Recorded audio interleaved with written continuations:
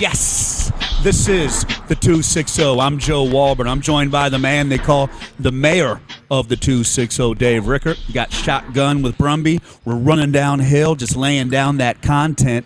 And we are so pleased to be joined now by a man who knows what it's like to chase the American dream and to be relentless, the great and one and only Frankie Pena. And Frankie, it is an absolute pleasure to have you on the 260. This is episode number 9, and this is an episode that we all have looked forward to. So, Frankie, thank you so much for joining us. Hey, thank you for having me. I'm looking forward to spend some time with you guys and share my story. And hopefully I can inspire or motivate somebody out there to keep going.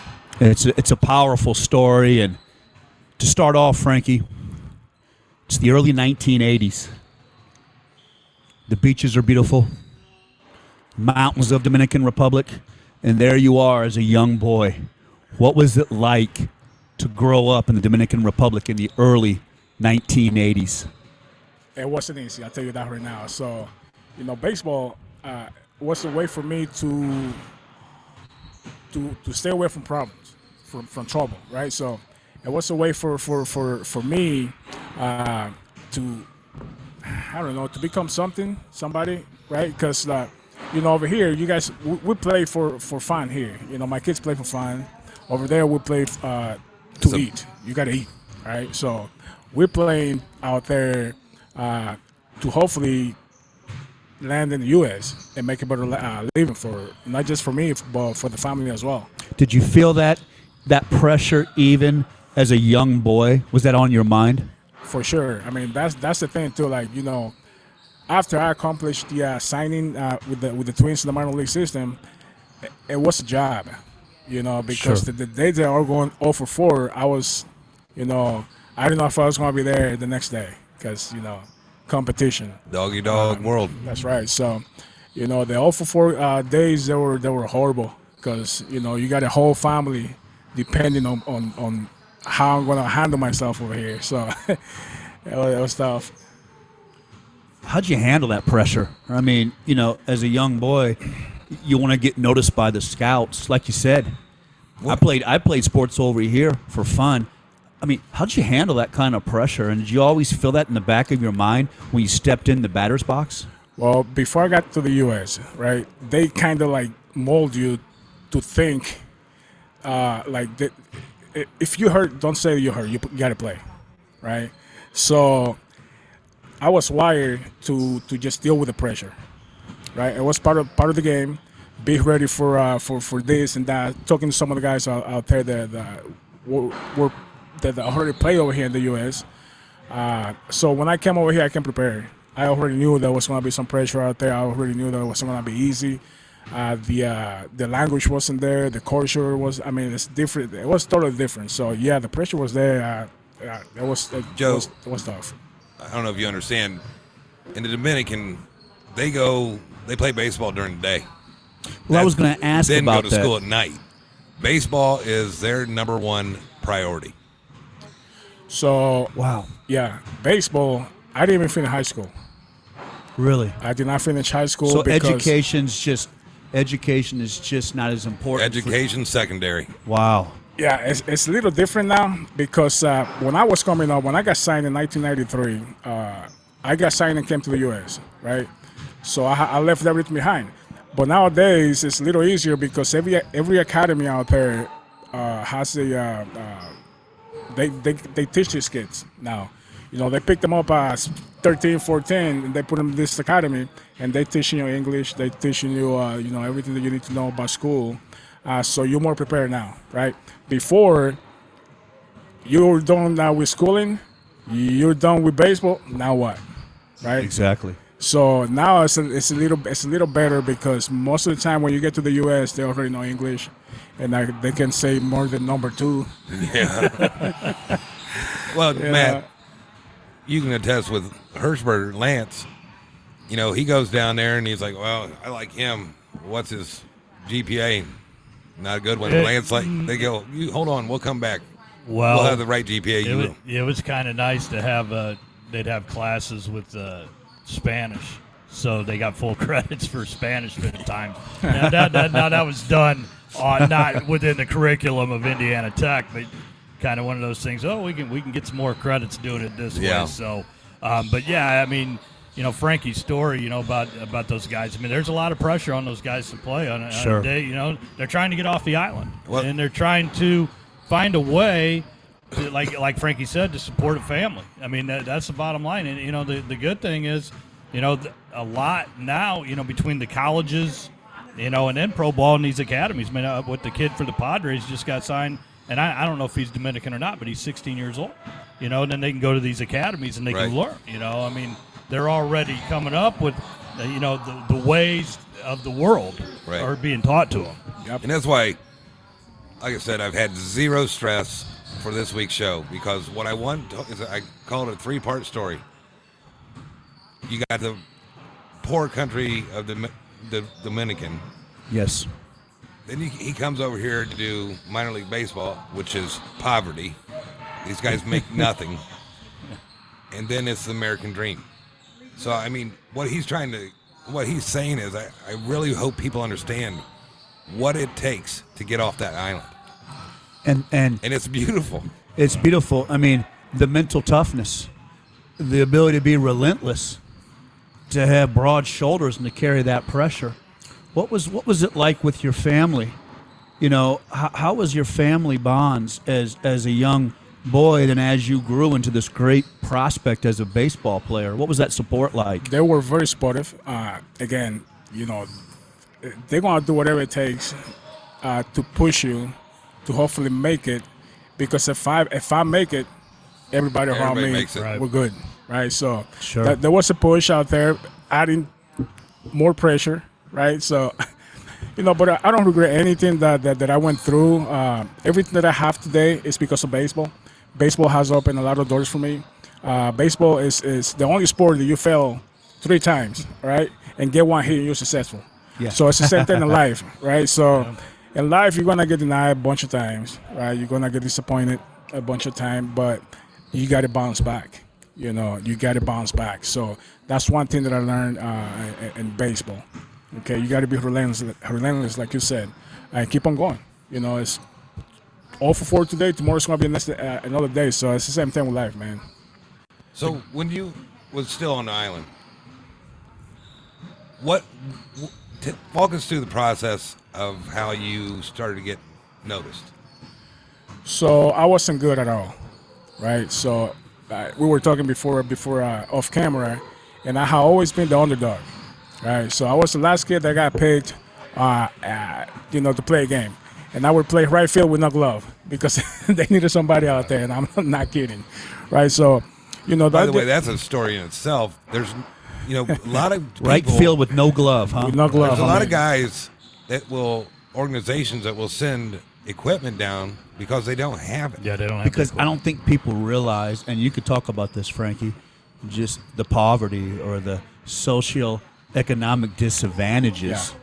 So for sure, it's a little better now. But when I was coming up, the way we did it was, if I was playing shortstop, leave the glove right there because I'm gonna be using that one.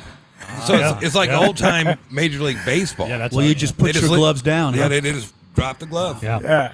So that's how we did it. And sometimes you only have a glove, so somebody has to be without gloves. So that was the right field because we're pull hitters over there, right? We don't hit the ball to right field. And you guys, the other thing that's funny was the great George Bell. He was the MVP of the big leagues in '87. And they asked him once why he never takes a walk, He says you can't walk off the island, That's right. That's true. It's a great line, 100%. So, I was the one kid that wasn't good, but I was willing to put the work in to be good at it, right? So that was between 11 and 13. I sucked at it. Then I started picking up some momentum. I started getting bigger a little bit. And then 3 years passed by. I was the kid that everyone's wanted on their team. Wow. Look at him. In a So year, you just worked and There'll willed be yourself. pictures popping up from Ben here. Yeah, we You'll got some see- great pictures. I mean, he's a stud. and they told me when I Look right at there, that Look picture at right that. there. Woo, look They at that, say baby. you're too small to play baseball. Of course, I'm only 11. How old right were you there? 11?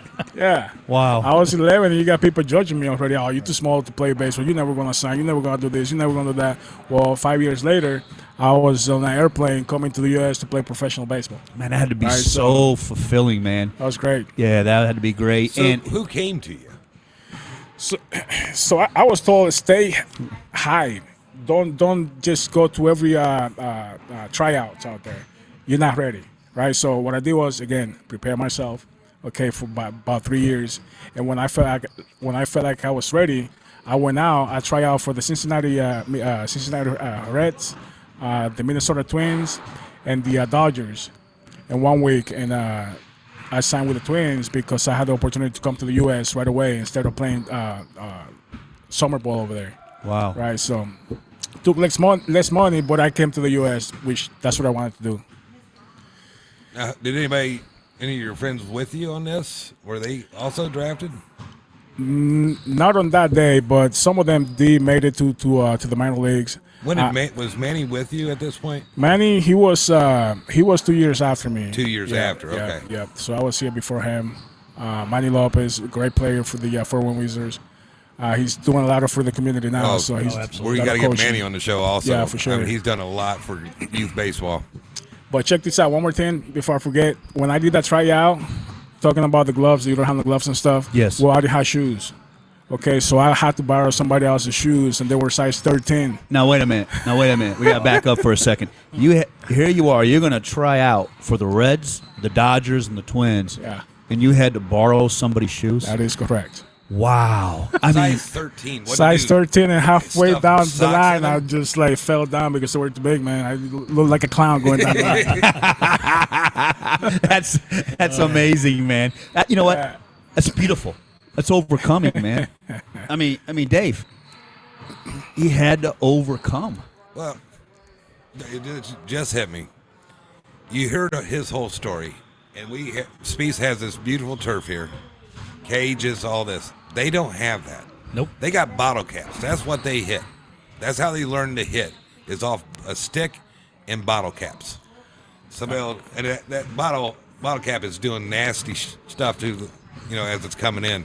That's why they hit You so can well. say nasty shit. I was gonna say it's nasty shit. It's nasty. Yeah, that's why we good fastball hitters, man. I mean, cannot throw a fastball to us. It don't matter. You can throw 100 miles an hour, we hit it. Yeah. It's just like in Major League. What was his name? Oh, Serrano. Serrano. You like the With the fastball? bat. I love the fastball. Don't throw the curveball. No like curve. No curve. Did you have, going through that as you developed as this player, did you have a mentor down there or older guys that you were close with? Because the Dominican Republic has such a rich tradition when you think about, Juan Marcel, Manny Moto. You think of just a rich Tony tradition. Pena, his uncle. That's what I'm asking. That's what I'm trying to get to. I mean, what a tradition of ball players. Did some of those guys come back, or did you have some relationships with some of those guys, or what was that like? No relationship. I'm always been the type that I'm like, I learn more by watching. Sure. Right? So I'm always like on the back just watching and just picking a guy. All right, I want to have his arm. I want to be able to hit the ball like this guy right here. So that's how I model my game off some of these guys that were playing already in the big leagues. But David Ortiz. to say somebody that took me under the wing, not necessarily. Were you close with your uncle, the great Tony Pena? And for those out there listening, and Dave knows a little better than me, Tony Pena was a fabulous catcher. Dave, for the Pirates? Pirates. First, Matt, would you say he was the first one to have the leg out? Oh, absolutely. Yeah, he had that leg Yeah. kicked out. And what's interesting, and my son will be coming on, but Frankie trained my son. And from where he first started, that's how, when he just ended last year, now the knee's down. Oh, yeah. You they used to criticize Tony for having that leg out, because he'd have one knee up, one leg out, but he was right there low. But he looked so athletic. I remember watching him as a kid. He almost was just cat quick. Yeah. And he could come Way he out could of that. pop up. He could pop up out of that stance and just, Well, he used to throw from his knees too. He didn't even have to get up. Yeah. Yeah. Wow. Did that, having an uncle Tony Pena. Did that inspire you? Exactly. Did that inspire you maybe to follow the catching path? Or Yeah, it was influential. And as a matter of fact, like I remember my first time in the U.S., my first game, spring training. Guys took off to second base, and I threw from my knees, right, just like Tony. Yeah. And I got in trouble for that. I threw the guy out by a mile. Did you? But they told me that you don't do that here because you're showing them up. Well, okay, my Showing bad. them up. That's going to be more of the story that Right. what he's had to go against his whole baseball career. It was, that kind of bullshit right there. He threw him out from his knees by a mile, and by the way, they called him Bazooka Pena because I love he had a cannon for an arm. I mean, and he gets in trouble for it. Yep. But it's all good. I mean, I understood that the assignment then. You don't want to show anybody off because it's disrespectful. But nowadays, I mean, that's just it's all good. Yeah, Right. like I said, now it's went back. They're teaching these kids they have the leg down because what it is, you get that target down lower and lower. Yep. And by getting that target down, help me out here. I'm a football guy. Does that help the pitcher? Oh, yeah. Having that target just down That's lower. what it's about. Yeah, I mean, he's getting it down right there below the knees. So now the pitch is coming in. If you watch any of the games and they got the diagram on, I mean, they're just tagging the knees. Yeah, you want to keep it low. So the lower the target, the better pain point for the pitcher. So you develop into this ball player on the island. Get a little bit older. Here comes the scouts. You try out. Looks like you're going to be heading to the States. Before you left the Dominican Republic, what was that mood like with your family and everybody? Because at this point, Frankie, you've really developed into a ball player, and you're going to sign with one of these organizations. What was the buzz like with your family, and how were you feeling at that time? It was great because I remember I signed on December 20th. So that was like right before Christmas. So everybody was happy. Heck of a Christmas gift. The Wow. whole town, because they take you in. The town will take you in like you one of theirs, right? So I was the one that was the savior, right? Yeah. So we got to pray and everything, man, before I came to the U.S. Wow, man, was but that it was just add more great. pressure to you, though? I mean, did you? How could it not? How'd you handle that? So man? at that time, I no pressure. I was ready to come to the U.S., right? So I remember getting here to Fort Myers, and I did not sleep that night because I wanted to go to the park so bad. I want to see what it looks like because the parks over there, the fields are not like here. There's no grass on some of them half of the time, right? So you're not gonna have the green grass like you do here. So everything's so clean and so smooth, man. I was like ready to go, pumped up, man. I didn't even sleep that night, like I said. So it was awesome. Well, it looks like Ty's coming on. You there, Ty? Hey, how's it going? Ty, my Hey, man, what's how up? you doing, Ty? Tyler. Hey, we're doing pretty good. Introduce your son, Dave. Give us some love. This is my youngest son, Tyler Rickert. Like I said, he was about, I think he was 8 or 9, probably 8 when we started putting him with Frankie. And it was damn near the first day. We're about 15 feet away from Ty. Yep, it's the bottom. And he gives me a bunch of balls. He goes, you go stand there, and I'm going to stand on this side of the cage. And he goes, we will be firing balls at him. He will learn to catch real fast. And boom, I mean, Frankie goes, and then I go. It's just one after another. And, Ty's, you got it. Boom, boom, boom. Well, later on, this is when Frankie tells when he gets to Florida, he's not a catcher. He's an outfielder. And I give him shit about him being slow, but he was, if he's an American, he's pretty damn fast. Well, he was put together coming off the island. Yeah. But I'll tell you what, with those socioeconomic issues down there, Frankie looked pretty good at that age. He was put together. So that's how that drill with Ty came about, Sure. because the catching coach got in front of the pitching mound with a fungo bat, which is a lighter bat, and just starts firing balls at Frankie to teach him how to catch. Oh, my gosh. Yeah. And he'd tell the story. He goes, I'd cry every night, man. I just want to go home. Just got beat up so bad. yeah. So that's how you learned to catch? Basically, yeah, because you got to catch the ball or get hit, one or the other. Right? I know. No, you're absolutely right. You got to catch the And ball. No, the fungo Okay. bat thing too. I They mean, did that to you, man. Ty? They did that to you, man? I never got the fungo bad, but I mean, at 8 years old and doing that drill, oh my gosh, it made you throw your pants a little bit. I can imagine your dad out there just barking, the mayor out there barking. I mean, wow. But how awesome was it probably to learn from Frankie? Oh yeah, Frankie was my first catching coach and really introduced me to the position and how to really achieve at it. So I learned all my basic good knowledge from him. It was awesome. His mom at the time, she just told the story last night. She goes, she would be scared for Ty to go to school for Child Protective Service. All bruised up. All bruised up. Me and Frank were just firing balls at him, man. It was awesome.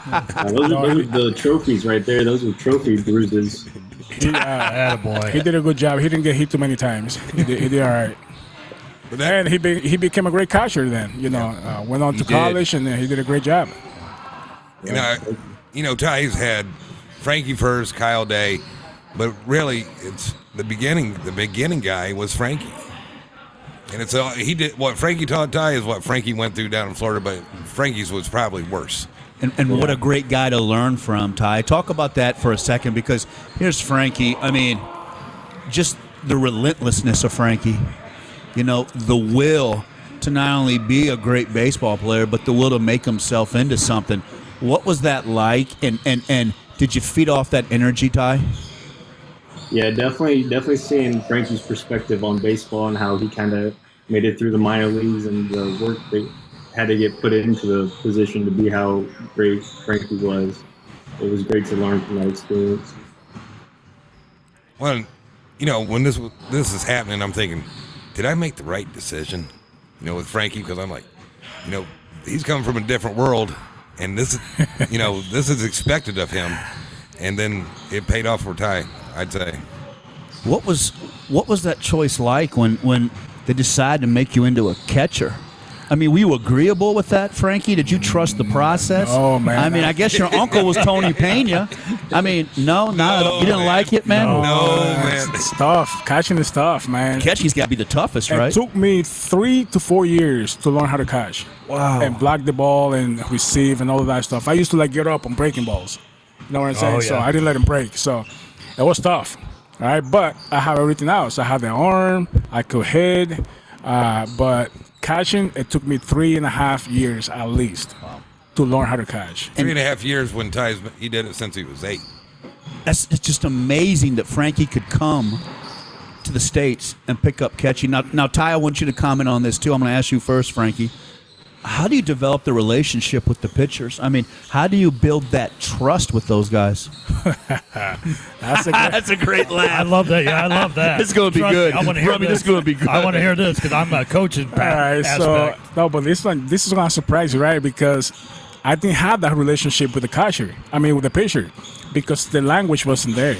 Right, Oh, that's right. Anytime they set me up, to calm him down, I just go over there and look around and just say nothing. the guy already knew. I just want to give him some time to relax and throw some strikes, man. I just went over there and looked at him and said nothing. Yeah, but then after I communicated, the English was there. Then you go up there, trying to calm him down, and you making trust by. When you're a catcher, you're just like a quarterback in football, right? You're calling the game. Yes. Right? So you got to watch what everybody else is doing. All right. So Dave, the last at bat, he hit a changeup. Where outside, inside, I don't want to throw the same pitch again, right? So if my guy forgot about it and wants to throw the same pitch, No. timeout. Man, these two just put him in the gap. So, do you think that you really developed a knowledge of the game? You have to.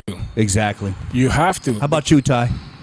Yeah, same thing. I mean, the trust building aspect is in the work you put in. I mean, they got a runner on you, block a ball for them.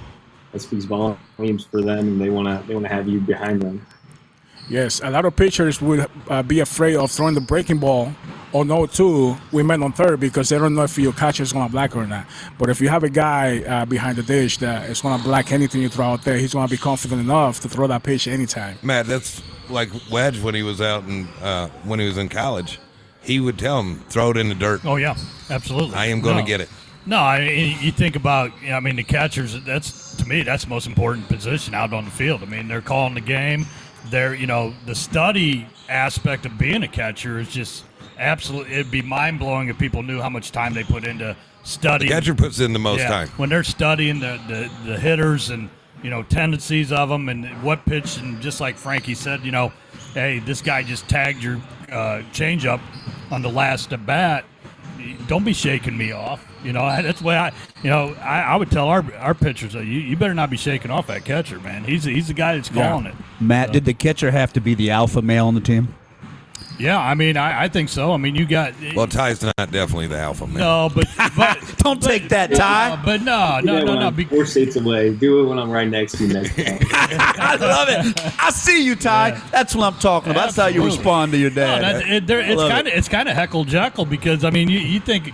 Ty off the field, quiet kid, but when you're out there and you're in that spot, you're taking charge. You've got that pitcher, you've got the defense, you've got the coach's ear because they're the one. If I'm the first guy, I'm going to ask the catcher, not the pitcher. Heck, I don't like talking to pitchers. Yeah. They're crazy. I think throw the ball. I think the catcher is your coach on the field. Absolutely. Right, because like you said, you got to pay attention to everything out there. One thing that I used to do too, I probably threw more people out on pickoff move than what I threw people trying to steal a base, right? And this is like setting them up. Okay, so if I see a guy that's walking back after their secondary lead to first base, okay, on the first inning, I already know what he's doing. Okay, his body language. I know he's not going to hustle back, right? So when the game is on the line, 8th inning, all right, my pitcher's struggling, bases loaded, this dude is walking back, I put it on. Yep. He gone. Bingo. Wow. All right, so You're watching that closely, man. That's it, man. You got to watch everything out there. That's brilliant, Dave. You're watching body language. That's right. Frankie, so when let's back up.